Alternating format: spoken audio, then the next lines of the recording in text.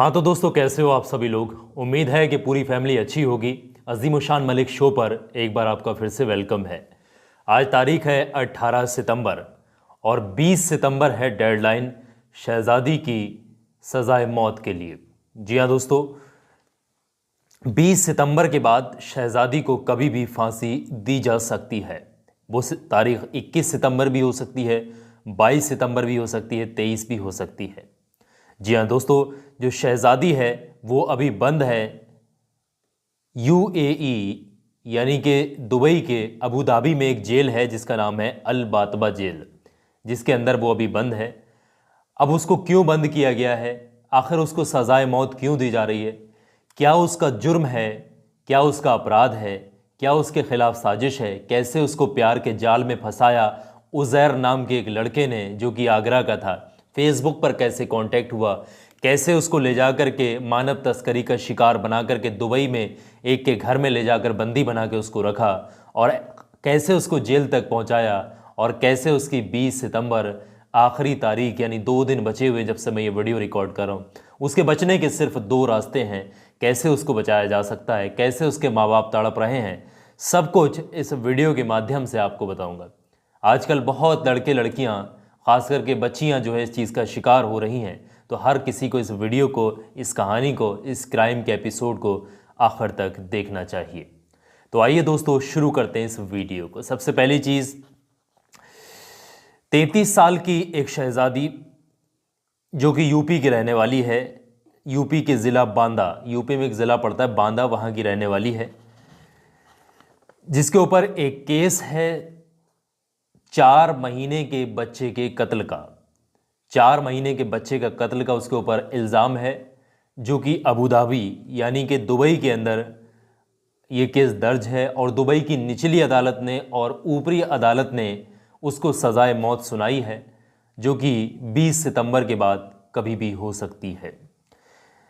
दोस्तों आपको बता दें, क्रूरता कम कर दी गई है यूएई के अंदर, क्योंकि यूएई के अंदर जो है, दुबई के अंदर बहुत सारे लोग हर धर्म जाति समुदाय के वहाँ पर रहने लगे हैं, अलग अलग चीज़ों का विकास हुआ है, तो इस वजह से वहाँ की जो मौत है उसको भी बदल दिया गया है, मौत का तरीका बदल दिया गया है, लेकिन मौत को नहीं बदला गया।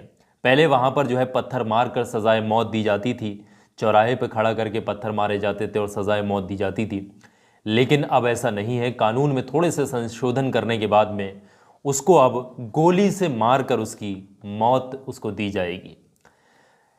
मौत टल गई, नसीब अच्छा था। ये मौत जो है उसको 2023 में ही 2 मई को जो है दी जानी थी, लेकिन नसीब अच्छा था। मामला क्या है, नसीब कैसे अच्छा था ये भी समझ लें, क्योंकि 2023 में आपने सुना होगा कि यूएई के अंदर, दुबई के अंदर एक बहुत बड़ा सैलाब आ गया था, बहुत बड़ी बाढ़ आ गई थी, आपदा आ गई थी, जो बहुत सारी चीज़ें वहाँ पर डूब भी रही थी और बहुत सारे चीज़ें चल रही थी वहाँ पर, जहाँ पर एक सारा जो प्रशासन था वहाँ का, वो उस मामले की तरफ उसका रुझान हो गया था। तो सारे जो एडमिनिस्ट्रेशन के लोग थे, प्रशासन के लोग थे, वो सब उस बाढ़ आपदा प्रबंधन में जुड़ गए थे। और एक चीज़ और हुई थी वहाँ पर कि जो रॉयल फैमिली थी दुबई की, वहाँ पर रॉयल फैमिली में एक किसी बड़े शख्स की डेथ हो गई थी, जिसकी वजह से जो है उसकी मौत टल गई। शहजादी का नसीब अच्छा था, जो ये मौत उसको 2023 में ही मिल जानी थी, लेकिन वो टल गई थी किसी वजह से। वो वजह क्या थी? 2 वजह थी, एक तो रॉयल फैमिली में डेथ होना, दूसरी वहाँ पर जो है आपदा आ गई थी, बाढ़ आ गई थी। शहजादी के माँ बाप हर दरवाज़ा, हर दर,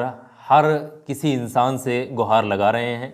वो सीएम से लेकर, उत्तर प्रदेश के सीएम से लेकर देश के पीएम तक, प्रेसिडेंट तक, चीफ जस्टिस ऑफ इंडिया तक, यूएई के रूलर तक, एम्बेसी तक और यूपी के गवर्नर तक, मीडिया, सोशल मीडिया, हर तरीके से वो गुहार लगा रहे हैं कि उनकी बात जो है यूएई के रूलर तक पहुंच जाए और उसकी सज़ा को माफ़ कर दिया जाए, क्योंकि वो शहजादी बेगुनाह है। जी हाँ दोस्तों, वाकई में शहजादी बेगुनाह है। पूरा मामला क्या है अभी इस वीडियो में आपको पता लगेगा। जो शहजादी के पिता हैं, इनका नाम है शब्बीर खां। इनकी माता का नाम, शहजादी की जो माता का नाम है, नाजरा बेगम है। ये एक मिडिल क्लास फैमिली से बिलोंग करने वाले लोग हैं।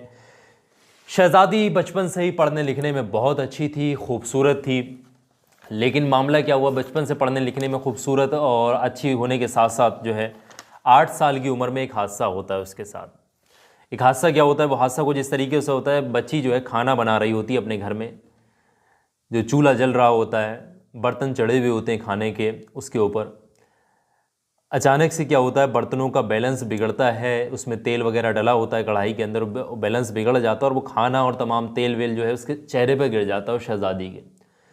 तो जब वो शहज़ादी के चेहरे पर गिर जाता है तो चेहरा उसका जो है जल जाता है। चेहरा जिस साइड में, एक साइड में उसके चेहरे पर जो है पूरा गिरता है तो वो जल जाता है, आधा चेहरा उसका जला हुआ है शहज़ादी का। बचपन में बहुत खूबसूरत थी, लेकिन जब उसका चेहरा वगैरह जल गया तो उसके चेहरे पर जो उसकी खूबसूरती जो है वो ख़त्म हो गई, चेहरा जो है जला हुआ मुरझाया हुआ सा उसका दिखाई देने लगा। अब माँ बाप के पास गरीब मिडिल क्लास के लोग हैं, वही कमाना वही खाना, इतने पैसे नहीं थे कि वो उसका इलाज या फिर इलाज तो उन्होंने जितना बस पॉसिबल हो सका उन लोगों ने कराया, लेकिन प्लास्टिक सर्जरी वगैरह कराने के लिए वो इतना एफर्ट नहीं कर सकते, उसमें तो लाखों की नौबत आती है। लेकिन उन्होंने उम्मीद नहीं छोड़ी, उन्होंने सोचा कि बच्चे जो हैं पढ़ लिख कर बड़े हो जाएंगे, अपने पैरों पर खड़े हो जाएंगे तो धीरे धीरे ये अपना सब कुछ खुद ही कर लेंगे, ये अपनी प्लास्टिक सर्जरी अपनी जो भी करानी होगी ये खुद कर लेंगे, पैरों पर खड़े हो जाएंगे पढ़ लिख के। दोस्तों कहा जाता है उस शहज़ादी को बचपन से पढ़ाई लिखाई में बहुत शौक़ था, खूबसूरत होने के साथ साथ उसे दूसरे लोगों की मदद करने का बहुत शौक़ था। जी हाँ दोस्तों, जब उसे बहुत शौक़ था दूसरे लोगों की मदद करने में, जैसे जैसे शहज़ादी बड़ी हो रही थी, धीरे धीरे 11, 12 वगैरह वगैरह जो क्लासेस पास करती जा रही थी, तो गांव में एक एनजीओ चलता था उसके गांव में, जो बांदा ज़िले में एक गांव है जहां पर एक एनजीओ चलता था। उस एनजीओ का नाम था रोटी बैंक। वो उस रोटी बैंक एनजीओ के साथ जुड़ जाती है। उस एनजीओ का काम ये होता है गरीबों की मदद करना, उनका हक दिलाना, गरीबों का हक दिलाना, और जो सरकारी योजनाएं होती हैं वो गरीब लोगों तक पहुंचाना। ये तमाम काम उस एनजीओ के अंतर्गत आते थे और उसी में वो है जो शहज़ादी भी जुड़ चुकी थी। पढ़ाई के साथ साथ वो एनजीओ में काम भी किया करती थी। दरअसल दोस्तों अब उसकी उम्र का वो पड़ाव था, अब वो उम्र आ चुकी थी कि उसकी असल में शादी हो जानी चाहिए थी, लेकिन मामला ये था कि इसके चेहरा जला हुआ था, रिश्तों में भी ये चीज़ रुकावट बन रही थी। खूबसूरती उसकी जो है 8 साल की उम्र से ही ख़त्म हो गई थी, हालांकि 8 साल से पहले वो बहुत खूबसूरत थी। रिश्तों में भी रुकावट हो गई, रिश्ते नहीं आते थे क्योंकि चेहरा ऐसा डरावना सा लोगों को लगने लगा जब वो जल गया। तो मामला ये हुआ, अब धीरे धीरे सोशल मीडिया का दौर आ चुका था। शहज़ादी सोशल मीडिया पर बहुत ज़्यादा एक्टिव थी और वो एक्टिव अपने एनजीओ की वजह से भी थी, क्योंकि वो एनजीओ में जुड़ी हुई थी, एनजीओ का काम किया करती थी और इस वजह से सोशल मीडिया पर वो बहुत ज़्यादा एक्टिव रहा करती थी, जैसे फेसबुक वगैरह जो भी सोशल मीडिया प्लेटफॉर्म थे। धीरे धीरे फेसबुक पर एक दिन उसकी एक लड़के से मुलाकात हुई, एक दोस्ती हुई एक लड़के से जो कि आगरा का था। उसका नाम था उज़ैर नाम के उस लड़के से उसकी दोस्ती हुई। दोस्ती धीरे धीरे बहुत गहरा गई, लेकिन दोस्तों एक सच्चाई ये थी कि शहज़ादी ने कभी अपना चेहरा सोशल मीडिया पर नहीं छुपाया, किसी को धोखा देने की उसने कोशिश नहीं की। वो हमेशा अपने फ़ोटोज़, अपने वीडियोज़ जो है सोशल मीडिया पर पोस्ट किया करती थी, और उज़ैर से भी उसने जो है कभी अपना चेहरा नहीं छुपाया। धीरे धीरे उज़ैर जो है उसको अपने जाल में फंसा लेता है और उसको ये हौसला देता है कि तुम परेशान ना हो, फिक्र ना करो, सर्जरी होगी तुम्हारी, प्लास्टिक सर्जरी होगी और तुम एक दिन फिर से दोबारा से खूबसूरत हो जाओगी और इसमें मैं तुम्हारी मदद करूँगा। दोस्ती काफ़ी गहरा जाती है और इसी तरीके से दोनों में आपस में बातचीत होना शुरू हो जाती है। दोनों में बातचीत होते होते दोस्ती बहुत गहरा रूप ले लेती है। एक दिन उज़ैर जो है कहता है कि दुबई के अंदर मेरी फूफी और फूफा रहते हैं और भी पूरी फैमिली वहाँ पर रहती है अबू धाबी के अंदर। वो वहाँ पर प्रोफेसर हैं, जो फूफी हैं वो वहाँ पर प्रोफेसर हैं और वो वाकई में वहाँ पर प्रोफेसर होती हैं।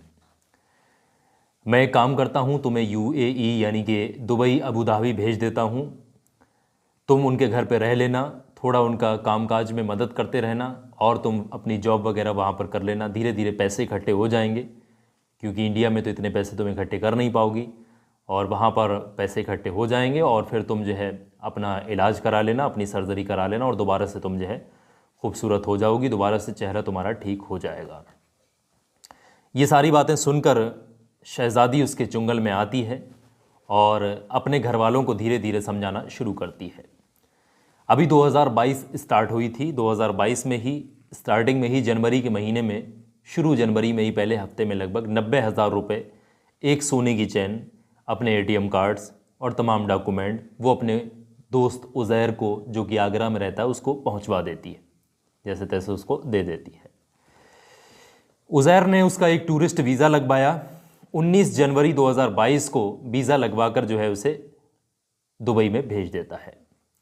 अब वो दुबई में उज़ैर की फूफा और फूफी के साथ जो है वहाँ पर रहती है, सुकून से, कोई प्रॉब्लम नहीं है।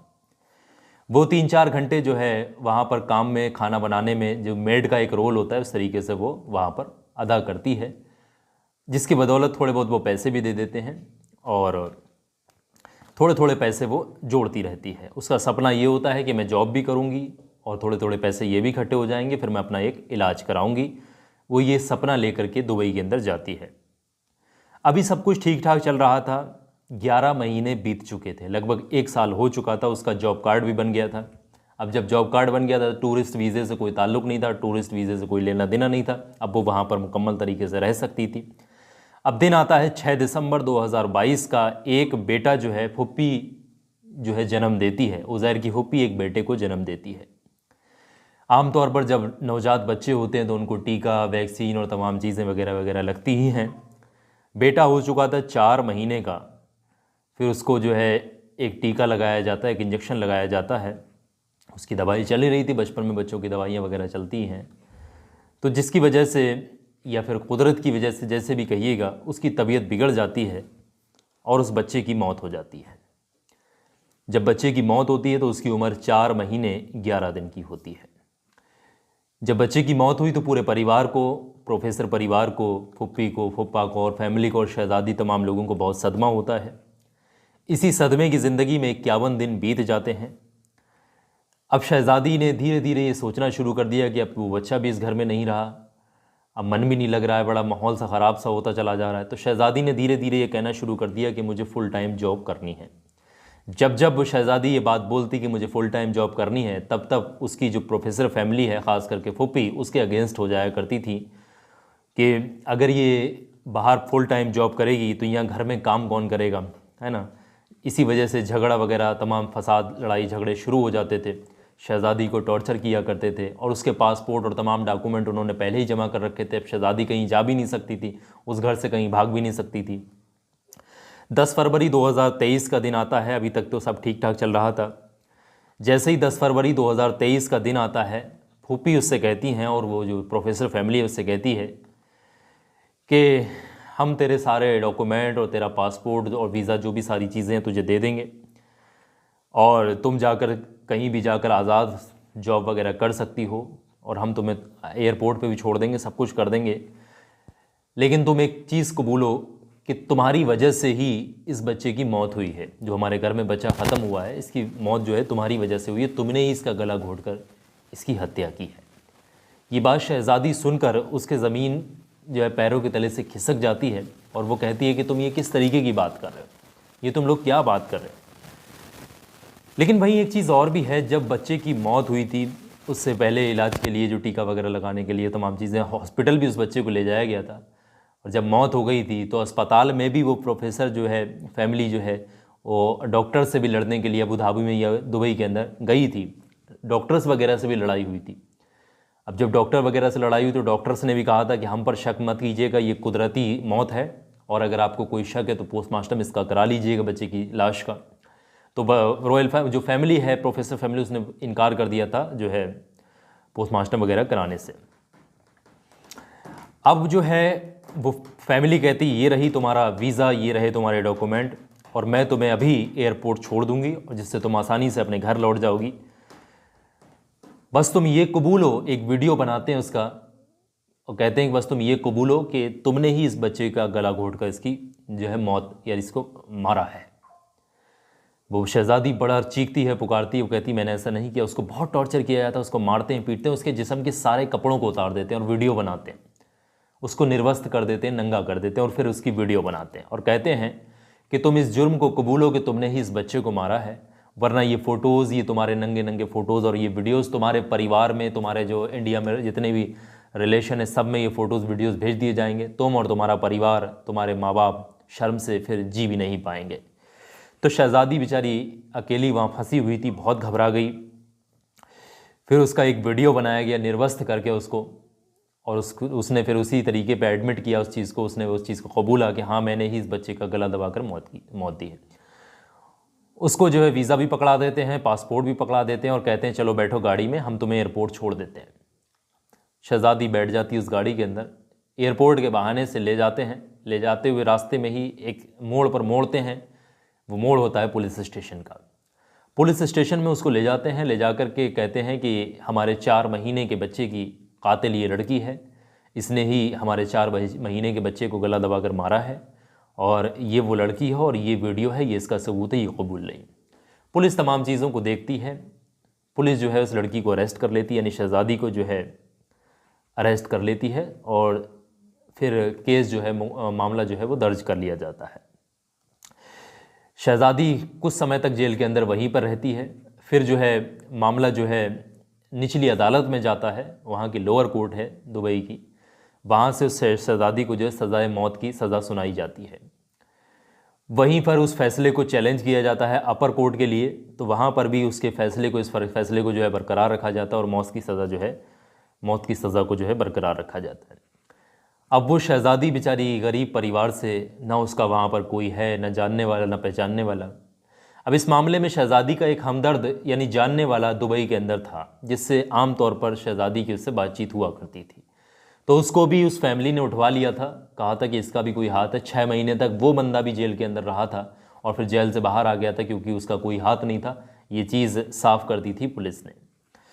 अब ना कोई वकील है ना कोई दलील है। शहज़ादी अगर कोई वकील करती है तो इसका मतलब 20-30 लाख रुपए हों तो जा कर के कहीं कोई वकील केस दलील और तमाम चीज़ें कर पाएगी।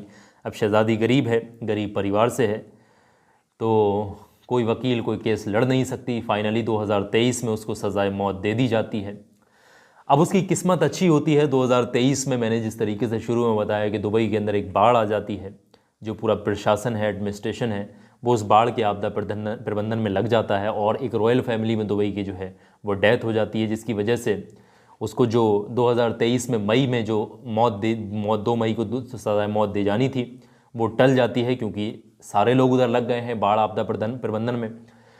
अब दोबारा से उसकी जो है मौत की तारीख मुकर्रर की गई, यानी तय की गई। तो दूसरी तारीख जो है 20 सितंबर के बाद कभी भी उसको सज़ाए मौत दी जाएगी। और सज़ाए मौत देने का तरीका गोली मार के है वहाँ पर इस आज के वक्त में। वो 21 सितंबर भी हो सकती है, 22 सितंबर भी। अभी मैं वीडियो बना रहा हूँ, महज 2-3 दिन का ही वक्त बाकी है। जैसे जैसे वक्त करीब आता जा रहा है, घर वालों के, परिवार वालों की तमाम की धड़कनें बढ़ती चली जा रही हैं, क्योंकि घर वालों को भी अब पता लग चुका है। हालांकि 3 महीने के बाद घर वालों को जाके मालूम लगा था कि उनकी बेटी जेल के अंदर है। जैसे ही घर वालों को ये मालूम लगा था कि उनकी बेटी जेल के अंदर है, तब से उन्होंने हर मुमकिन कोशिश करना शुरू कर दी और जैसे तैसे मैसेज जो है बातवा जेल के अंदर पहुंचाया और वहां से फिर उसको इजाज़त मिली शहज़ादी को अपने माँ बाप से बात करने के लिए। तो शहज़ादी अपने माँ बाप से बात करते हुए पूरा माजरा बताती है, तो माँ बाप की ज़मीन खिसक जाती है पैरों के तले से। और सबसे पहले वो वहाँ की ही एक पुलिस स्टेशन में माँ बाप जो है रिपोर्ट लिखवाते हैं मानव तस्करी की, कि लड़की को जो उज़ैर नाम का एक आगरा का लड़का है उसने जो है अपने प्यार के जाल में फंसाया और वहाँ पर ले जाकर के इस तरीके से उसको जेल में बंद करा दिया गया, अपने मोहब्बत के जाल में फंसा के। और एक चीज़ और सामने आई, जब इस लड़की को भेज रहा था शहज़ादी को अपनी फूफी के घर पे उज़ैर, तो उसने अपनी फूफी से फ़ोन करके ये भी कहा था कि ये मैं तुम्हें यहाँ से एक मेड का इंतज़ाम करके दे रहा हूँ, क्योंकि दुबई में अमूमन मेड वगैरह रखना काफ़ी कॉस्टली होता है। तो यहाँ से परमानेंट 1.5 लाख रुपए में उसने एक मेड भेजी है। 1.5 लाख रुपए इसके एवज में उसने अपनी फूफी से यानी प्रोफेसर फैमिली से लिए थे। रिपोर्ट लिख जाती है लेकिन पुलिस कोई एक्शन नहीं लेती है। अब किस्मत अच्छी थी कि वहाँ पर बाढ़ वगैरह आ गई, तो 1 साल उसकी सज़ाए मौत जो है टल गई। अब 31 अगस्त निकली है, अभी 1 महीना भी नहीं हुआ है, तो शहज़ादी का फ़ोन आता है अपने माँ बाप के पास कि डेट फिक्स हो गई है, 20 सितंबर के बाद कभी भी सज़ाए मौत दी जा सकती है। अब अगर तुम बचा सकते हो मुझे तो बचा लो। ये बात जैसे ही सुनते हैं तो वो हर दरवाज़ा खटखटाने लगते हैं इंडिया के अंदर, जहाँ से भी उन लोगों को ज़रा सी उम्मीद दिख रही है। सोशल मीडिया हो या फिर डिजिटल मीडिया हो, कोई सी भी मीडिया हो, या फिर CM PM एम्बेसी गवर्नर, हर जगह वो गुहार लगा रहे हैं कि कैसे भी UAE की रूलर तक उनकी बात पहुंच जाए और वो ये समझें कि उनकी शहज़ादी जो है बेकसूर है और उसको छोड़ दिया जाए, उसकी मौत को जो है ख़त्म कर दिया जाए। लेकिन इस कहानी के दूसरे पड़ाव में जो प्रोफेसर फैमिली है वो आगरा की रहने वाली है, और अभी हाल ही के दिनों में वो प्रोफेसर फैमिली जिसका बच्चा मरा था 4 महीने का, वो प्रोफेसर फैमिली आगरा के अंदर आई हुई है। तो प्रोफेसर फैमिली आगरा के अंदर है, अभी 2-3 दिन बाकी हैं उसकी सज़ाए मौत में। अब तमाम लोग उस फैमिली से मिलने की कोशिश भी कर रहे हैं। अब इन 2-3 दिनों में क्या मामला निकल कर के आएगा कि शहज़ादी की मौत टाली जा सकती है या नहीं। यहाँ पर 2 तरीके हैं शहज़ादी को बचाने के।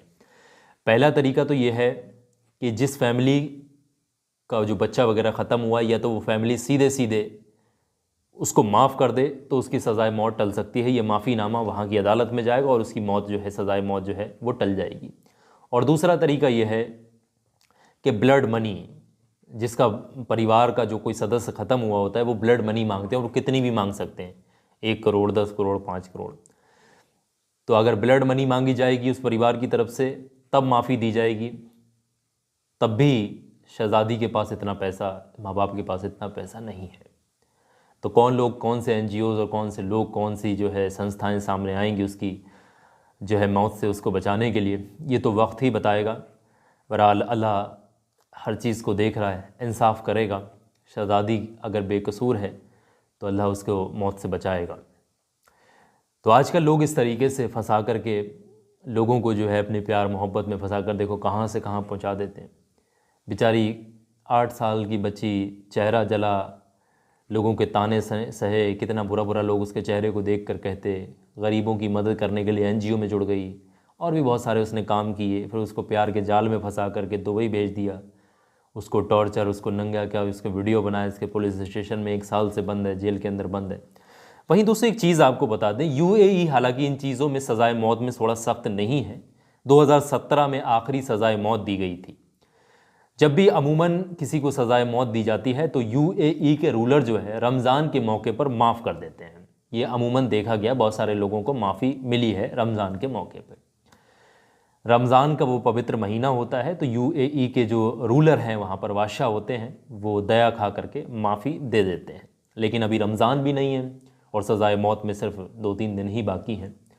अब क्या होगा क्या नहीं होगा ये तो अल्लाह बेहतर जानता है। बहरहाल आप लोगों की क्या राय है पूरे मामले के ऊपर, कमेंट करके ज़रूर बताइएगा। इस तरीके के जो लोग होते हैं, दरिंदे होते हैं, इस तरीके का जो परिवार है जो विदेशों में बैठ करके इस तरीके से मानव तस्करी कर रहा है, लड़कियों को किस तरीके का शिकार बना रहा है, आप लोग कमेंट करके बताइएगा इन लोगों के साथ क्या होना चाहिए। पूरा मामला मैंने आप तक एक्सप्लेन कर दिया है। वीडियो को आगे शेयर कर देना ताकि और लोगों को भी आंखें खुल सकें, चीज़ें पता लग सकें कि क्या चल रहा है उनके आसपास सराउंडिंग में। चैनल को सब्सक्राइब कर लीजिएगा। इसी तरीके की क्राइम से रिलेटेड एपिसोड्स अजीम शान मलिक शो पर आपको मिलते रहेंगे। फ़िलहाल मुझे इजाज़त दीजिएगा। अपना और अपने परिवार का बहुत सारा ख्याल रखिएगा। अस्सलामु अलैकुम व रहमतुल्लाहि व बरकातहू।